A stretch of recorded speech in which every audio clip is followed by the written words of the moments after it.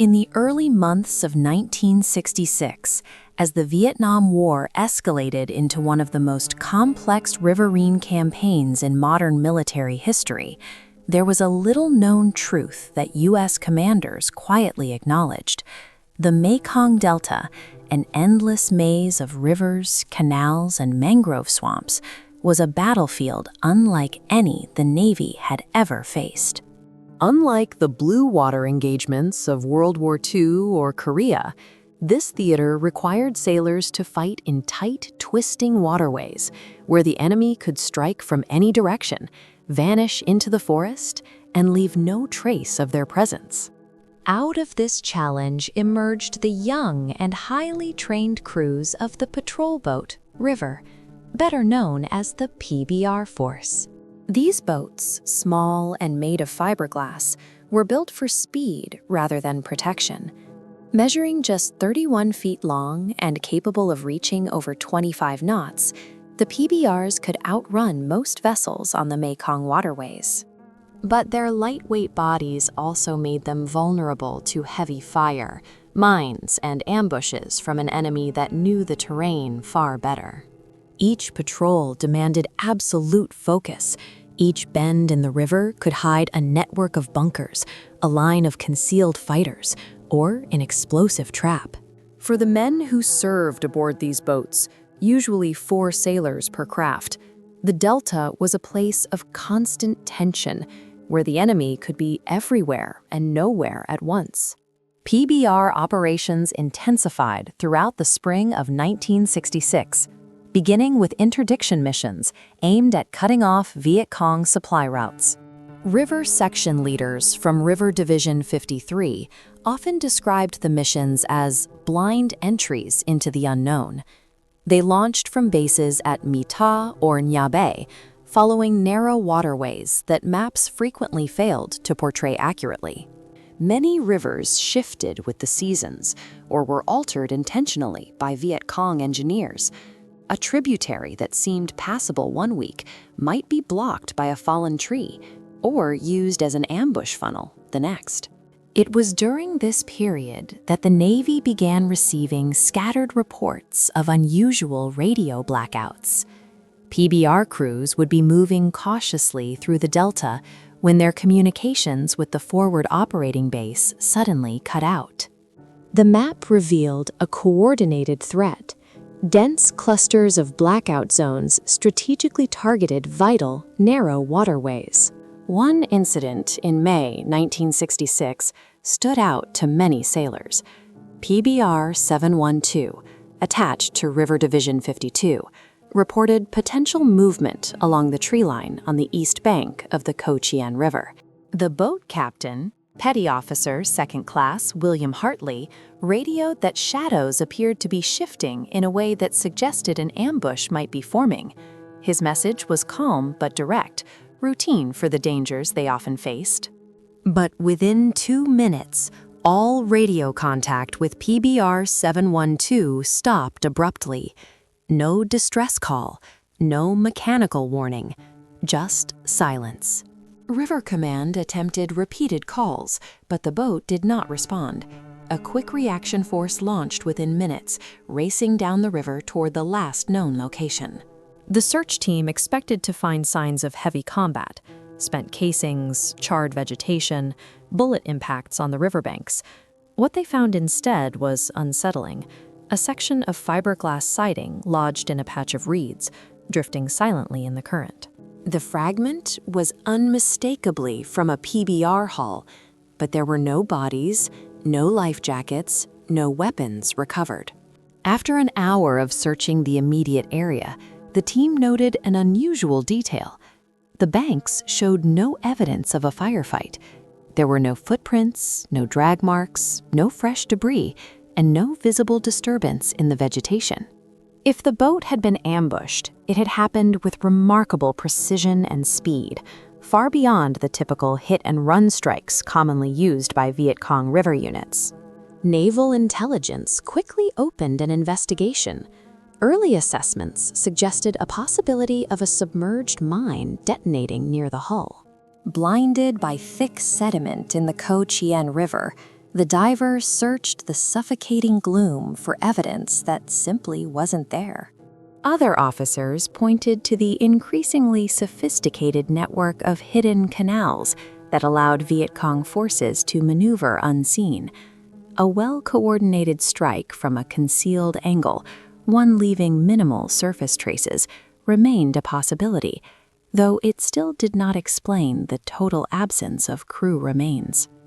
A personal note from one intelligence officer, later declassified, read, "Either we underestimated the enemy's engineering capabilities, or there are operational methods being used along these rivers that we still do not fully understand."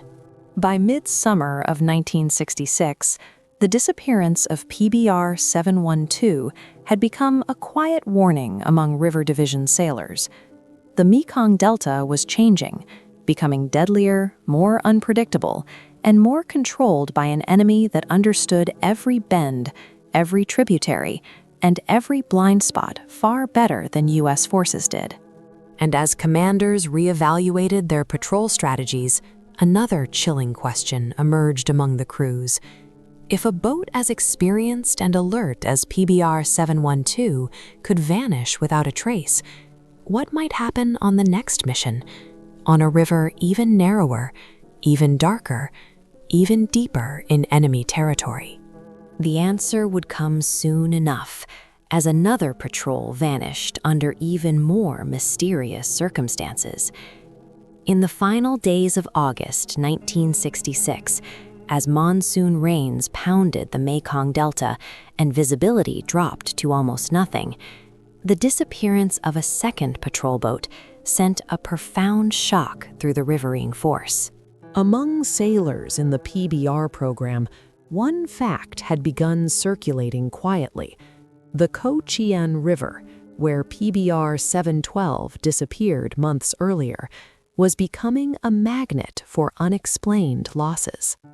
Apprehension and disbelief flashed across the crew, each man lost in the menacing density of the jungle banks ahead. PBR 712's vanishing had already created a sense of unease, but the loss of the next boat, also a River Division 52 craft, turned unease into alarm. This incident began with what should have been a textbook patrol. A standard sweep was ordered along a narrow stretch of the Co Chien, an area where intelligence warned of increased Viet Cong smuggling activity. The boat, crewed by 4 sailors in their 20s, proceeded at reduced speed along the riverbank, carefully monitoring for wakes, movement, or sudden breaks in the mangrove cover. At 16:30 hours, the boat captain reported seeing flickers of movement along the tree line. "Shadow contact, port side," he said calmly over the radio, following protocol. His voice was steady, professional, nothing unusual. Moments later, he added, "Movement increasing, possibly 2 or 3 individuals tracking us." Radio control acknowledged and instructed the crew to maintain distance and observe. A second PBR was placed on standby. Within the next 3 minutes, the captain's tone changed slightly. "We're hearing something. Can't confirm. Sounds like..." The transmission cut abruptly. In the command center, operators initially assumed a minor dropout. Riverine radios frequently suffered interference from vegetation, humidity, and the bending pathways of the river. But when the boat failed to check in at its scheduled interval, alarms began to rise. Calls went out. No answer. Radio silence. A reaction team was dispatched immediately. As the sun dropped behind the horizon, 2 PBRs sped toward the last known coordinates. What they found in the fading light was a sight that chilled even the most experienced sailors. A thin strip of fiberglass, unmistakably part of a PBR hull, wedged into a thick patch of reeds near the river's edge. It was nearly identical to what had been found after the loss of PBR 712. The fragment showed no signs of burning, shrapnel impact, or tearing consistent with a typical mine detonation. It appeared snapped, cleanly sheared, like a piece of driftwood broken under pressure. The absence of blast signatures immediately complicated the investigation. Floodlights illuminated the surrounding riverbanks as the reaction team searched. Yet again, they found no bodies, no weapons, no sign of a struggle, no cartridge casings, no footprints in the mud. Nothing. The river was eerily still, broken only by the hum of generators and the occasional splash of raindrops. The commanding officer overseeing the area, Lieutenant Commander Harold Wexler, wrote in a later field note, "The silence was the worst part. No gunfire residue, no fresh foliage cuts, no blood. A boat cannot simply vanish without leaving evidence, yet this is the second to do so." Navy divers were called the following morning. They spent hours scouring the riverbed. The underwater camera plunges into the Covert riverbed. Visibility vanishes beyond a single foot, transforming the silt-laden water into a claustrophobic brown void. This time, they surfaced repeatedly with the same report. Nothing found. Analyzing the complex threat, the tactical team debated the viability of utilizing low-tech, unconventional weaponry, focusing intensely on the design of the rudimentary net trap. Could hidden firing ports in the mangroves have struck precise, disabling hits? Or were the boats being lured into choke points where entire units lay in wait? None of these explanations fully matched the absence of physical evidence. Local South Vietnamese civilians offered their own accounts. Several claimed they had heard gunfire that afternoon, short bursts, followed by silence. Conflicting reports echoed the unsettling silence of the jungle. The truth was submerged just beneath the rippling surface. None of these accounts led to a definitive conclusion. Intelligence analysts pored over maps and interviewed ARVN units familiar with the area. What emerged was a chilling possibility. There were uncharted tributaries and canals along the Covert, some carved deliberately by Viet Cong engineers to serve as hidden approach routes. The insertion vectors were precise and undetectable. Units completed the convergence protocol and vanished without a trace. A massive detonation should leave scorch marks, yet the naval officer only finds this unnervingly clean shear in the wreckage. But there were no scorch marks, no embedded metal, no shrapnel patterns. The distinct shear break left investigators puzzled. Modern riverine specialists studying declassified documents have suggested that a perfectly placed recoilless rifle fired at extremely close range may have struck the hull at a vulnerable point. Others argue a collapsible underwater snare system, something used in primitive forms by guerrilla fighters, could have capsized the boat with sudden force. But in 1966, none of these theories could be proven. The case was quietly cataloged, analyzed, and filed, but not solved.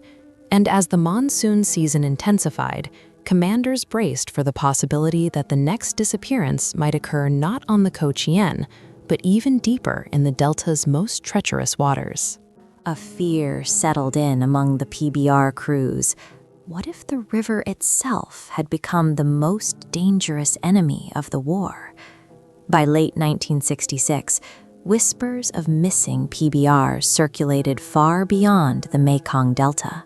Among the sailors of the Mobile Riverine Force, stories of sudden disappearances, boats that simply failed to return, were retold in hushed tones during nighttime watches. While many dismissed them as exaggerated war rumors, one overlooked fact stood out in operational logs.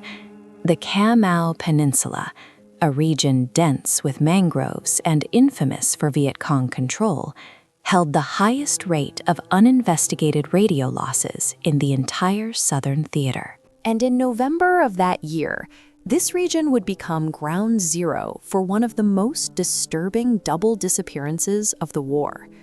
River Division 53 was assigned to patrol the waterways near the peninsula's western edge, a labyrinth of marsh channels that shifted with each season's rains. Their mission was straightforward: interdict smugglers believed to be moving ammunition and medical supplies along hidden routes from Cambodia to Viet Cong strongholds. Intelligence indicated the presence of a small logistics cell operating near the U Men Forest, a sprawling swamp notorious for its deep concealment and deadly traps. 2 PBRs, PBR 541 and PBR 547, were tasked with the patrol. Both crews were experienced, with months of Delta operations behind them. They had learned how to read the river, the unnatural stillness before an ambush, the way a branch moved against the wind, the faint shimmer of a submerged obstacle. Their captains were confident but cautious. They knew the Yu Ming's reputation. They understood that its narrow canals could shift from routine to life-threatening within seconds. The patrol began at dawn. Heavy fog clung to the river surface, reducing visibility to yards. The boats moved slowly, their twin diesel engines muffled to minimize their sound signature. By midday, they had intercepted several unoccupied sampans, an unusual find that suggested enemy movement nearby. After reporting their observations, the crews were ordered to continue deeper toward a tributary suspected of serving as a smuggling corridor. At 14:20 hours, PBR 541 reported visual contact with a motorized junk moving at high speed. The chase began. Engines roared as both PBRs accelerated, carving wakes through the narrow channel. The junk weaved sharply, trying to lose them in the natural bends and overhanging branches. The PBRs closed in. Over the radio, the captain of PBR 541 reported, "We have pursuit. Unknown cargo. Speed increasing." That was the last transmission ever received. When the boats failed to check in, River Division 53 initiated a rapid response. 2 additional PBRs and an armored troop carrier, ATC, moved into the area, supported by a UH-1 Huey gunship overhead. Stagnation met motion as subtle, unnatural wakes traced unsettling patterns across the canal's surface, fracturing the mirrored, dusky light. But the wakes seemed to end abruptly in an area where the water turned stagnant and dark. Divers deployed into the murky canal, their hands sweeping blindly through mud and tangled roots. They found no hull, no debris, no discarded gear. The only clue was a severed mooring line found snagged on a submerged root. Its fibers were cleanly cut, too clean to be torn by random currents. The detail raised immediate suspicion. An after-action report, written by Lieutenant Andrew Carson, the officer overseeing the search, noted, "The absence of wreckages from both boats, the lack of oil slick, and the sudden termination of wake patterns suggest a highly coordinated enemy withdrawal route, possibly involving underwater concealment or pre-placed obstructions." In the following days, intelligence teams interviewed local civilians. Several reported hearing brief gunfire near the swamp's interior, but their accounts were vague, contradictory, and likely influenced by fear of Viet Cong retaliation. At the swamp's edge, the distraught fishermen pointed toward the impenetrable darkness of the U Min jungle, confirming where his boat vanished. Old strategies traced on faded U.S. charts conflict with the new reality of VC logistics, detailed in hand-drawn lines across the delta. A lethal network of sharpened bamboo and rusted spikes lies hidden, waiting just beneath the murky surface. Enemy tactics range from devastating overhead RPG ambushes to meticulous, camouflaged withdrawal into complex riverine infrastructure. The search continued, but the endless deluge and the defeated faces of the crew confirmed the operation was lost to the river. The official file is buried deep in the archives, sealing away the story of the patrol boat that vanished into the darkness of the river. And soon, the war's most chaotic year, 1968, would bring an even more baffling disappearance, one witnessed not by rumor, but by men under direct fire. In the early hours of January 31st, 1968, as the Tet Offensive exploded across South Vietnam, the Mekong Delta turned into one of the most chaotic battlegrounds of the war. At My Ta, a strategic hub where the Bassac and Mekong rivers converged, U.S. Navy PBR crews were thrust into a reality that felt closer to urban siege warfare than river patrol duty. Amid the confusion, one fact stood out among the riverine commanders: the waterways south of the city had gone dark. Reports stopped, patrols vanished from the radio net, and in this darkness, the disappearance of PBR 129 would become one of the most chilling mysteries of the River War. The offensive hit My Ta with shocking precision. Viet Cong forces launched coordinated attacks on police stations, ARVN compounds, and key intersections. U.S. Army advisors scrambled to organize defenses. River divisions were ordered to support extraction missions for surrounded ARVN units. Amid this chaos, PBR 129, under the command of Petty Officer First Class Raymond Ward, was redirected to evacuate wounded soldiers trapped near a small riverside hamlet 3 miles south of the city. It was a mission the crew had performed many times: fast approach, rapid loading, and tactical withdrawal. But Tet changed everything. The region's waterways, normally busy with PBR activity, felt deserted. Smoke drifted from burning houses. Sporadic gunfire snapped through the mangroves. The hamlet where the ARVN troops were pinned down lay along an uncharted tributary, narrow, twisting, and hemmed in by dense vegetation that turned the river into a tunnel of shadows. At 4:20 hours, PBR 129 made its initial approach. The crew reported flashes of small arms fire from the bank, but described it as sporadic and inaccurate. Moments later, Ward radioed that they were pulling alongside a makeshift dock to extract 2 ARVN squads.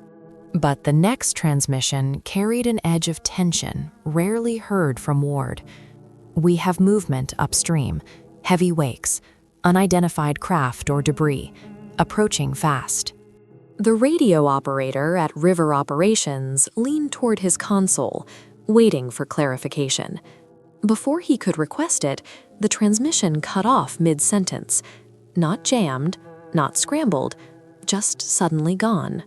Within minutes, a rapid reaction PBR team launched toward the tributary. At the same time, a UH-1 Huey gunship providing aerial support diverted south to sweep the area. What the helicopter crew initially reported was contradictory and unsettling. "We're seeing movement along the banks," the pilot said, but no sign of friendlies, no muzzle flashes, no visual on PBR 129. As the first backup PBR entered the tributary, the crew immediately sensed something wrong. The water was calm, unnaturally calm for a boat that had supposedly radioed heavy wakes moments earlier.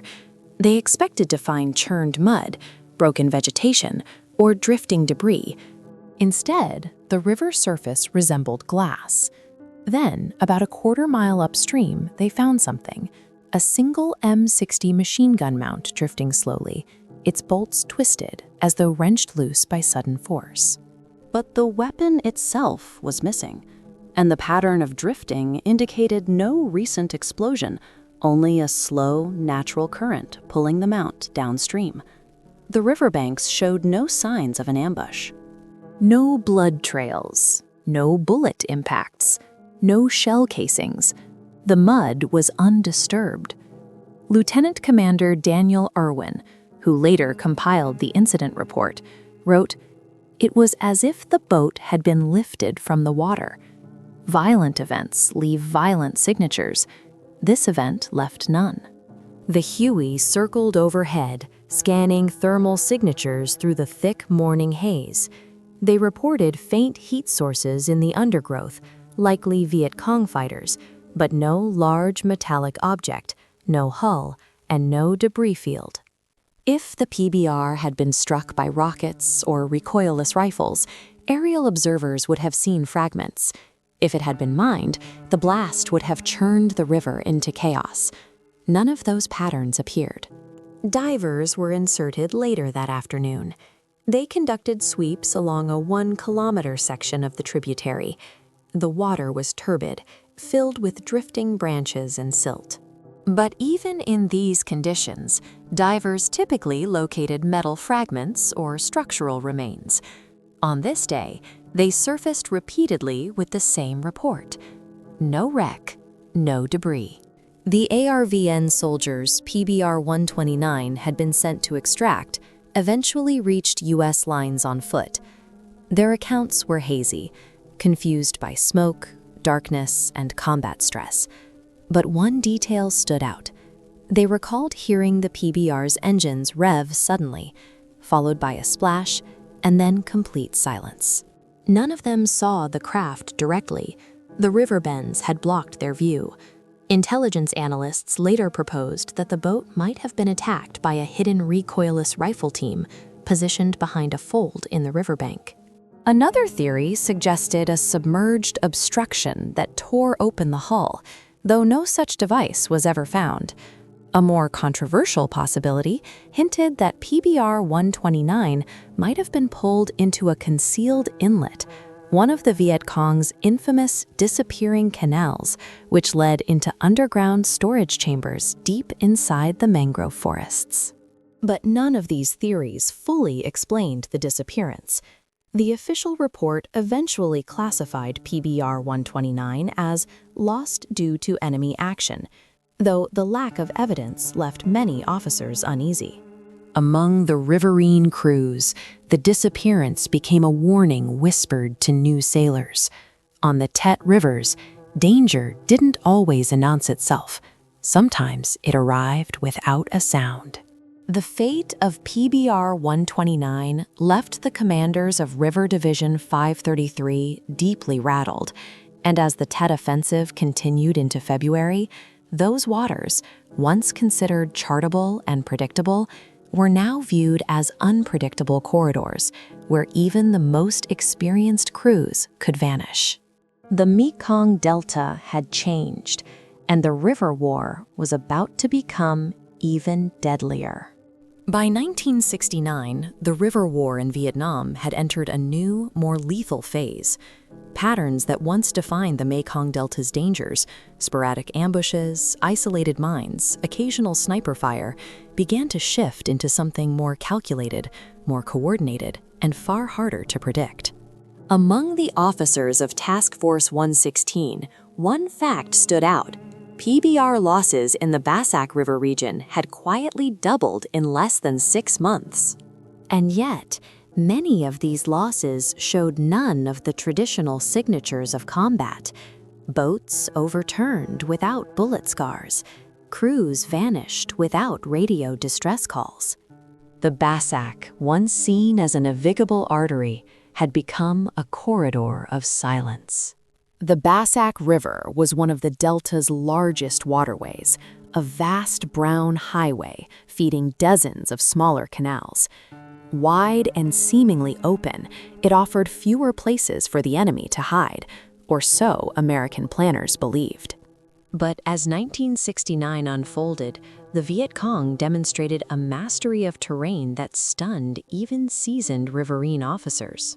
They dug camouflaged bunkers directly into the riverbanks, built collapsible firing platforms hidden under foliage, and floated mines downstream disguised as debris.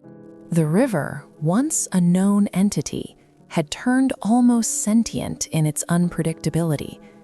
It was in this environment, that the disappearance of one of the year's most unsettling PBR cases unfolded. In mid-May 1969, PBR 202, assigned to River Section 531, was conducting a standard reconnaissance patrol near Phang Hoa village. The area had recently seen increased Viet Cong mining activities, and intelligence reports suggested a new enemy logistics route had been developed along the western canal branches. PBR 202 was led by boatswain's mate second class Neil Harrington, a steady, respected sailor with months of river experience. His log entries from the previous week noted unusual signs: boat wakes with no source, shifting currents in calm weather, and what he described as manufactured bank collapses, sections of earth deliberately weakened to fall on passing craft. At 10:17 hours on May 14, Harrington reported mild turbulence in the water, followed by the faint sound of metal scraping. This alone wasn't unusual. Shifting river debris often brushed against the hull. But his next transmission caught the attention of radio control. "We've got overturned branches ahead. Could be natural, could be intentional. We'll proceed slow." 4 minutes later, "Seeing something in the water. Can't identify." It was the last clear message PBR 202 ever sent. When the boat missed its check-in later that morning, River Command dispatched 2 PBRs to sweep the area. They found the water still disturbed, as if a boat had passed through, but unnervingly empty of debris. Then, at a bend in the canal, they located the PBR, or rather, what was left of it. The boat was overturned, hull to the sky, engines silent, drifting slowly toward the reeds. There were no bullet impacts on its exterior, no shrapnel scars, no signs of a major explosion. The fiberglass hull showed no burn marks or structural tearing. The only anomaly was a series of deep gouges along its underside, as though the hull had scraped against something jagged and fixed at the riverbed. When divers inspected the canal floor, they found nothing. No metal traps, no spikes, no underwater wiring. The riverbed was soft mud and sand.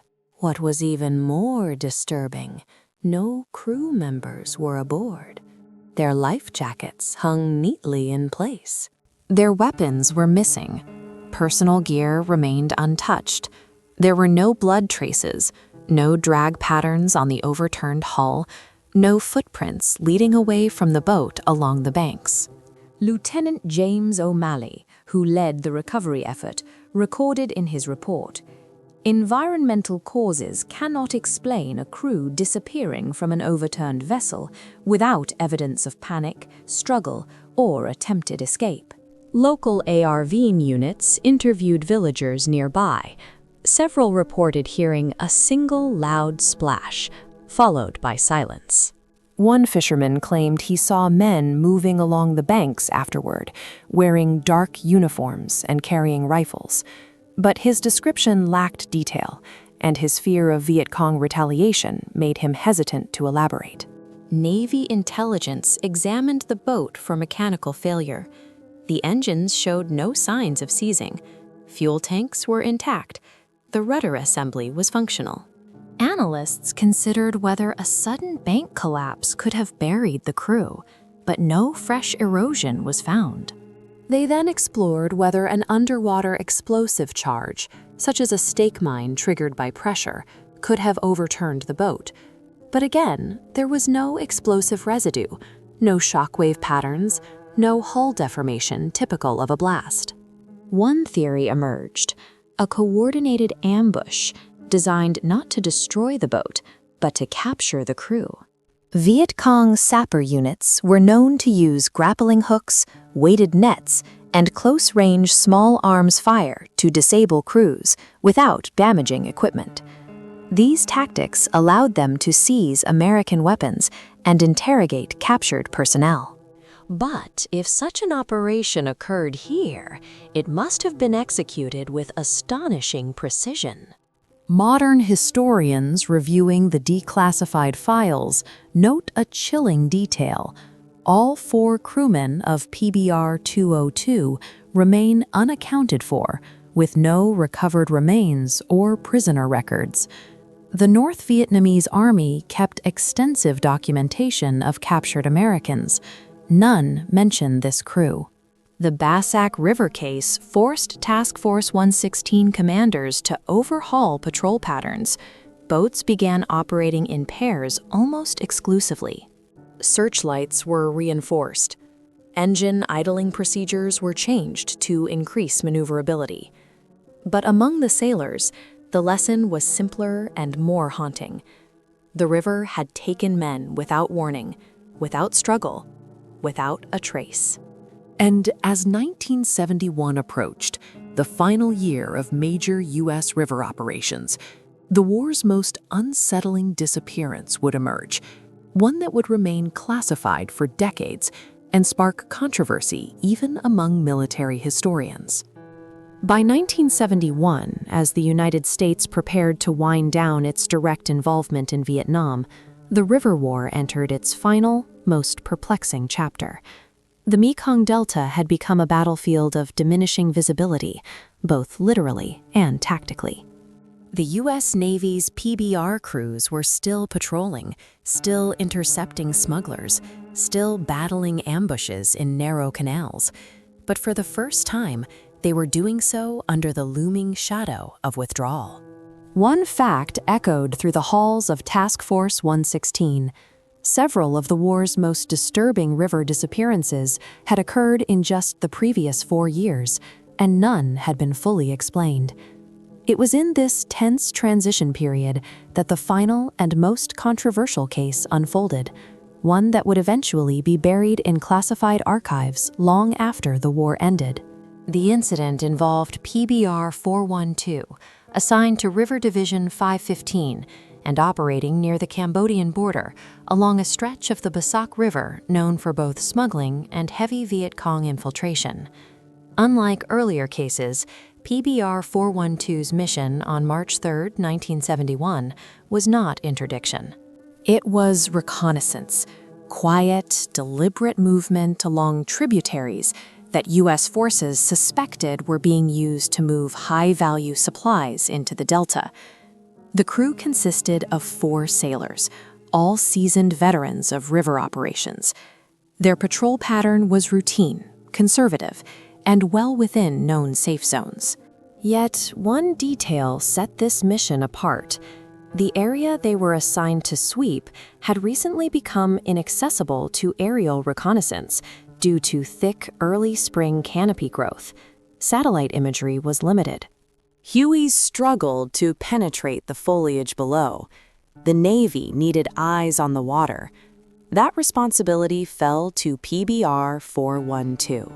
At 09:17 hours, the boat reported light activity, 2 abandoned sampans, and a stretch of riverbank oddly devoid of civilian fishermen. Then, at 09:34, the captain radioed in with an unusual observation.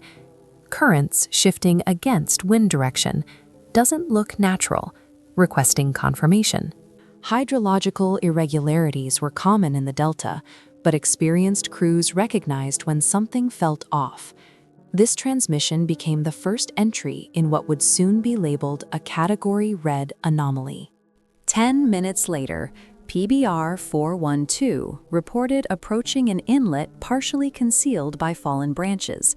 The crew's tone remained calm. Then, at 09:48, they sent their final intelligible message. "We have a narrow break. Water displacement ahead. Possible..."